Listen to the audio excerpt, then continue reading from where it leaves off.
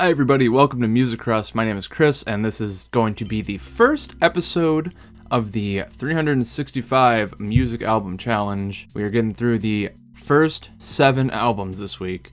It has been one hell of a start, and I'm not ready for the next 358 albums already. I did start with a couple albums that I already knew I would be comfortable with. The first 5 were actually from artists that I've listened to in the past, and it's like their new albums, so I just wanted to see how they held up for me now, personally.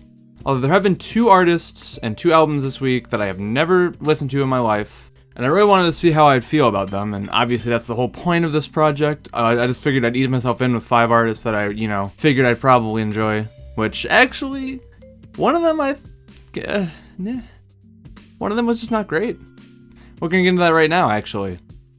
I would just like to quickly mention that this is a first impressions sort of project. I'm not going to be listening to these albums more than once. Don't expect it like a big in-depth review. This is more of everything I have written down in my notes, where as the song was playing, continuously through the album, I was making my opinions as they went, basically. They're not as thought out as a full review is, so basically you're getting 7 albums of a first impression every week, and not a full deep review of all of them, because that would take a long ass time. With that out of the way, I would also like to say I am not gonna keep a numerical 1 through 10 system here, because again, this isn't a deep review. I'm gonna go off the system of, I'm gonna have my own little system where it starts from trash, goes to bad, meh, neutral, to okay, good, and great. Anyways, let's start this out with the first album that I listened to being Sunnyland by Mayday Parade. It is their newest album, Mayday Parade being a pop punk kind of semi-emo, not quite emo in sound, but mostly in their lyrical aspects. More of a depressed band, going over a lot of tough subjects over the years. I used to love this band as a kid, so I figured, I'd give their new album a shot. I'll just say overall right now, I thought it was pretty good. It's not quite as good as in my opinion, their best album was their self-titled one, which they have not been able to top. Although, pretty much every newer album I listen to, I feel like it kind of gets worse for me, but maybe other people disagree. I'm not quite sure. Speaking of not being sure, the first track on Sunnyland, being Never Sure, is a pretty solid high-energy opener. I think it's a pretty good song. I'm not going to give my deep opinion of every song on the album, because if I did that for all of these different albums, all these unique songs, and all these pieces of music, it'd take me a long ass time. And you're gonna hear that phrase, long ass time, a lot throughout the series, probably. Because, shit takes a long ass time. I will say, probably the only track that I really disliked on here was, it's hard to be religious when certain people are never incinerated by bolts of lightning. Yeah, that's the name of the track. That's not too weird for, this band in particular, or something like Old Panic at the Disco and Fall Out Boy having these long ass track names. It actually happens to be probably the weakest song on the album, in my opinion. It's just meh. A lot of the songs on this album that I think are the best are the ones that have a little bit more of a raw sound. They're a little more passionate. So songs like Looks Red, Tastes Blue, Always Leaving, Piece of Your Heart. All these songs, they have a little bit more to them that just make them stand out to me. And it is somewhat hard to look at this music subjectively or objectively when you have a short time span. I've listened to these albums once. So saying everything I feel about all of the songs might get a little bloated because I'm not sure what to say. I'm going to do my best here, and we're going to see how this goes. I'd say overall, the album is pretty consistently good. The only song that I really don't like is the It's Hard to Be a Religious one. But as far as I'm seeing, people are listening to that one more often than others. So I'm just not seeing something in it, clearly. Everything else, I think, on the album is pretty solid. I would say the album overall is good. I also wasn't really a big fan of How Do You Like Me Now. It has intensity to it, but it just doesn't really feel like it goes anywhere with that. And it's just not my thing. The track Sunnyland, the self-titled track, is pretty decent. It's sort of like an emotional ballad. It wraps up the album pretty well. So, gets a pass for me. It's nothing special, but yeah, it's hard for me to talk specifically about this album because A lot of it feels like music I've heard before. They're not really doing too much new, in my opinion, but it's like, it's consistent. They've been consistent. The songs are good. I just figured I'd be hearing something new, something different. So I gotta say, that kind of makes me feel a little lower on the album. Like it's a lower good, but it's still good. It's just nothing outstanding, I'd say. It's about business as usual for them. For Sunnyland, I'd say the hit is Looks Red, Tastes Blue, and the shit is It's Hard to Be Religious When Certain People Are Never Incinerated by Bolts of Lightning. What a name. The next album is The Canyon by The Used. Now, this one definitely surprised me the most. It was the longest album I had to listen through this week. While that wouldn't really bother me usually, obviously I'm on a time limit, and also it wasn't the fact that it just had a bunch of long songs. I don't really know how to say this. I guess like all of the tracks are longer than 4 minutes or 5 minutes, and they try a lot of different things, which doesn't seem bad, but there's a lack of consistency there. There's just too much going on. I feel like the album drags on really bad, going up to, if I recall, 1 hour and 29 minutes. It's not a good sign when I'm saying I'm glad this album is over. That's not something that I should be saying. And you know, this album has a really high highs, like Over and Over Again, I think is one of the best songs that The Used has put out recently. But there's songs where I don't even really care about them, that they're just there, like Selfies in Aleppo and The Nexus, they're just there. It's whatever. Same with The Quiet War. They incorporated rap, and like, I think, you know, more power to people, more power to artists who want to expand their repertoire, try something new in a track, but it just doesn't make it better. It doesn't really improve the song. It doesn't improve the album overall, my opinion on the album, and I just think it's super out of place. You know what's sad? That in my notes, I've like noted the songs that are under 4 minutes and have given them better opinions based on their time. Because when I started this album and I saw the song, like the lengths of the songs, I'm like, this probably won't be that bad. But the further I get down, the more I'm like, whenever I see a song that's under 4 minutes, I was like, oh wow, finally we get some, you know, we'll probably get something a little more composed, a little more together. And honestly, the songs that were shorter ended up being better than a lot of the longer songs. One of the longest songs to do a good job is probably the last track, The Mouth of the Canyon. It had a whole lot of crazy going on, and I think it really worked together. It felt more like they were trying to just go left field, but it felt better produced than some of the other songs that were longer and just kind of threw things out there at the same time. It's hard to explain. There's a lot of like long bridges or weird transitions that take too long. There's a couple intros that are like a minute long on songs. I think 3 songs have like minute-long intros. I don't know. It's not helping the band out. It's not helping the album out. I think they could have cut a lot out of here. So overall, I'd say this album it's on the meh side, and I would say the hit is Over and Over Again, and the shit is Selfies in Aleppo. Now we're getting on to 6.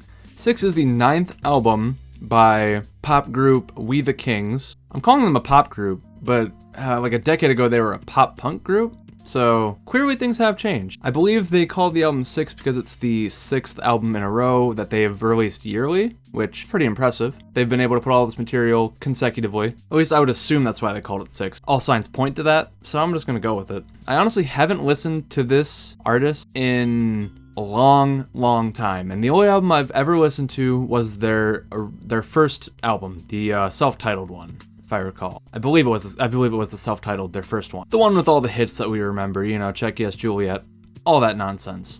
That was the one that like made their career, and then ever since then you don't hear about them. I'm not gonna say that they're bad. I thought the album was actually pretty good, probably on the lower good side, but they feel more like a power pop to just, you know, normal pop with a couple hip hop elements now.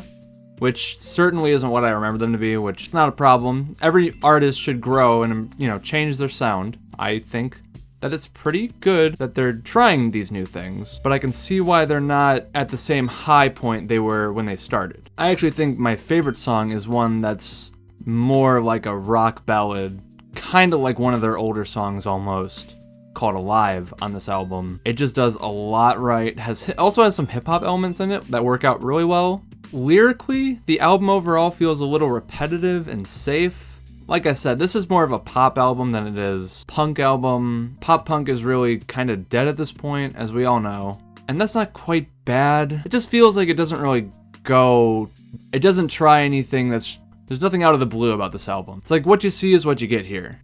The production is quite clean, and I think that's great for this. I would say like the songs like The Ocean and The Sun and Mama Knows Best have great production, great beats to them, and it sounds well put together. Tracks like those are definitely like definitive summer pop songs, and that's pretty much what this artist is. So nothing crazy, nothing out of left field, nothing out of the blue.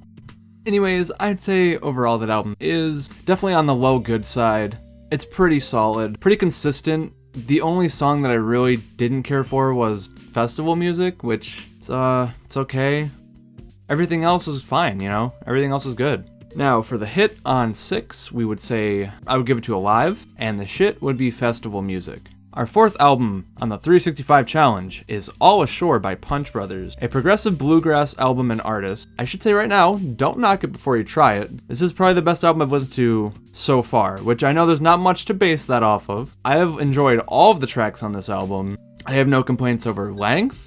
One track is 7 minutes. That's the intro track. That's probably one of the weaker tracks, to be fair, but at the same time, overall it's a 43-minute album, whereas when you look at the Used album that I reviewed earlier, that was twice as long. It works with progressive bluegrass because it's always getting more intense, or it's adding something new, and that first track, All Ashore, probably showed it off the best. The instrumentals and the vocals alike were just wonderful, and it is really nice to hear that incorporation of the fiddle or the violin, whatever you'd like to call it, the fiddle and bluegrass. You know, that's something that just really brings it all together here, and they do it real well. Something I really liked a lot about this album is that they experiment with some unorthodox time signatures. I gotta say that this album, in my opinion, is great. Punch Brothers have clearly refined their niche genre. They've come together and put out this killer album and about 4, I believe, or 5. I've listened to 1 before this. I have 3 more on this 365 project because I knew, after hearing that 1 album, I knew I'd want to hear more. So glad I made that decision because All Ashore was a killer album. If you're unsure of how you're going to feel about progressive bluegrass and you just want to go for it, I know it's weird, but I would definitely recommend this one, for sure. I'd say the hit is The Angel of Doubt, and honestly, I can't really give a proper shit to this one. I honestly can't. Like, I thought about it. When I was writing up the script, I was thinking about this, and I'm like, there's not a single track on here that I dislike enough to call a shit. So here we are. We are on to the 5th and final album that I chose for the beginning of this, specifically to ease myself in. We got Dead Reflection by Silverstein. I'm actually very surprised. This is a lot more dynamic post-hardcore than I've expected out of Silverstein, being as I didn't listen to very much after like the Waterfront album, and this one, it just feels a lot more dynamic, as in there's a lot more aggression, but there's still those old sounds, I would say. The track Aquamarine reminds me a lot of the Waterfront album, actually, like that era of Silverstein. I don't know. It's something that I didn't expect, I guess. Something that is still around from their older albums is that really overwhelming reverb sound on the guitar, which I think is just like an aesthetic thing at this point, but I'm not a huge fan of it. Like, it kind of dampens the acoustic tracks on this album. Like, I think Secret Safe would have been a much better track if it didn't have the reverb guitar, but it's not bad. It doesn't ruin any tracks, I think. It's just kind of weird. It has this extra layer of noise that isn't necessary, I guess, is what I'm trying to say. Anyways, I'd say probably my favorite tracks on this album would be Aquamarine, Demons, The Afterglow. They're all pretty solid tracks. They all have their own style to them. Aquamarine being a little more of a far cry to their older songs. Afterglow having a very catchy chorus, surprisingly. Like, I wouldn't really expect that out of a Silverstein album or a song. It just had a good feel to it. But then I look at stuff like Last Looks, and Wake Up, and Mirror Box. Mirror Box felt really safe and actually pretty boring, honestly. Last Looks wasn't really the greatest intro song. It felt kind of generic. And Wake Up just was all over the place. Like, it just wasn't that great of a song. They didn't really know where they were going to end the album, I feel. Like, it wasn't a good closer. But everything in between, for the most part, is pretty decent. I gotta say, I'd give this album an okay. Pretty close to a good, but not quite. It's just not there. It's not there enough, I should say. There's a lot of things that can be improved, but overall, it has a good sound to it. The bad tracks kind of drag it down a little bit, and a lot of the songs aren't great, but they're just merely good or okay. Only one track really stands out to me. That is our hit, Aquamarine, and the shit is Wake Up. Our sixth album, Dirty Computer by Janelle Monae, is something else, and boy was I not ready for this. Janelle Monae being a hip-hop artist, she also has her own funk elements featured in there, almost 70s beats in some of her tracks. I will say there's a lot of great production going on in this album, very clean, and like I said, has some 70s vibes in there, the funk. But what I actually really enjoy about this album, and the high point, is the self-confidence that Janelle shares throughout her music. I feel like that's a really good part of what she portrays in this album. Other than self-confidence, themes of individuality, women empowerment, specifically for Black women in music production and singing, particularly supportive of those demographics, which I might not be a part of, but I can definitely appreciate. That just adds a lot of depth to the music, and I think that really comes off very positively, in my opinion, of this album. I think some of the more sexual tracks, like Take a Bite or Screwed, are probably the weakest tracks on the album, actually. They have some good things going on, but I gotta say, Screwed is actually the first song that I'm going to give a bad, because it's just about getting screwed. I couldn't tell if there is any underlying meanings. I couldn't tell from our first listen. The features, nothing special. Probably the most interesting part of the track is like the synthetic vocals that they mess around with. But even then, that's not enough to really salvage the track for me. So it's just not great. On the other hand, Django Jane, the second part, you could say, of these two tracks on the album, it leads into Screwed leads into Django Jane, and that song is killer. That song is fire. The entire track is rap, and Janelle just knocks it out of the park. She has a consistent flow, she has a good message. So funnily enough, I'd say between those two tracks, they're probably first of all, one of them is my least favorite, and the other one goes right into my favorite, so just worked out that way. There's also a little bit of social commentary with the track Americans, even though I'm not really someone who listens to much of music with social commentary like that in there. It's the ideals of true patriotism. I'd be lying if I said I didn't have any respect for this track. I think it has a lot of good intention to it, and I appreciate what she says in it. Ultimately, I'd say this album is pretty good, regardless of a couple mediocre tracks in there featuring my least favorite song of the entire project so far, which, again, we're only up to album number 6, but that still is a point I should make. I'd say the album is still pretty good, just for the high highs like Django Jane, Americans. Those two tracks in particular really stand out to me. I think overall, album has a lot of great messages. All the songs that are good are, they're up there. And again, there's only a couple songs that I really don't like. Yeah, it's pretty good. To finish off the week, we had Courtney Barnett's Tell Me How You Really Feel. Courtney being a Australian alternative indie artist. Wasn't really sure what to expect going in at all with this one. So when I hopped into it, it was definitely quite the surprise, I guess. It felt a little more noise rock in a way, but not quite. When I say that, I mean there's not too many quiet parts. There's a lot of loud guitar, which I actually thought was pretty good. I thought it meshed well with Courtney's voice at times. I'd say in particular, her vocals work well with all of the songs she's writing. She tends to write about both her insecurities in the album and also a lot of problems that females go through, like being afraid of where they go at night, misogyny, being walked all over in a relationship, things that are hard to talk about, but they need to be heard. And while I'm not quite, again, like in with Dirty Computer, I'm not quite in that demographic, I definitely appreciate and respect tracks that talk about those things. And this album is chock full of them. I mean, there's an entire song called I'm Not Your Mother, I'm Not Your Bitch. as you can probably assume, is a song about her talking about how she doesn't want to be trampled. You know how that goes. It's pretty aggressive. It's about 2 minutes long. It's definitely a lot of passion in this album. So yeah, I thought it was. I'd say it was pretty good. I wouldn't go further than good. I can appreciate a lot of the tracks on here, but it's not exactly my kind of music. Need a Little Time was really good. I did enjoy Sunday Roast and Walking on Eggshells. Like, there are a lot of good tracks in here.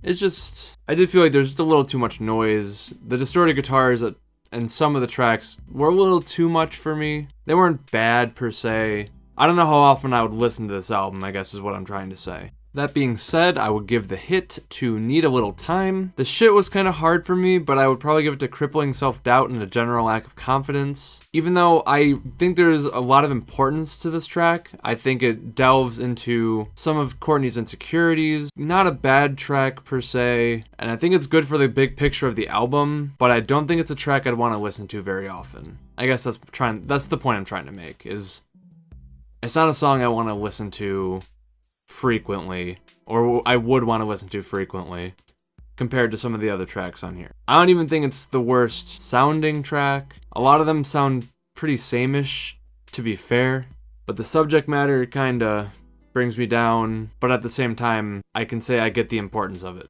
Alright, so the first week we have listened to 5 hours and 40 minutes worth of music for all of those albums. Wow. Like I said, that's already quite a bit. Shoutouts to The Canyon for being 79 minutes worth of that.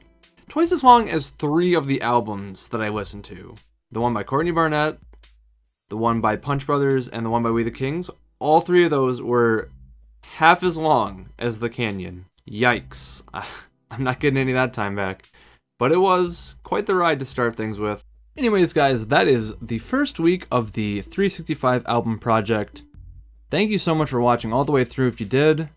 If you could leave me a like, that would be greatly appreciated. Stay tuned next week for these albums, as I scroll them across the screen as I do.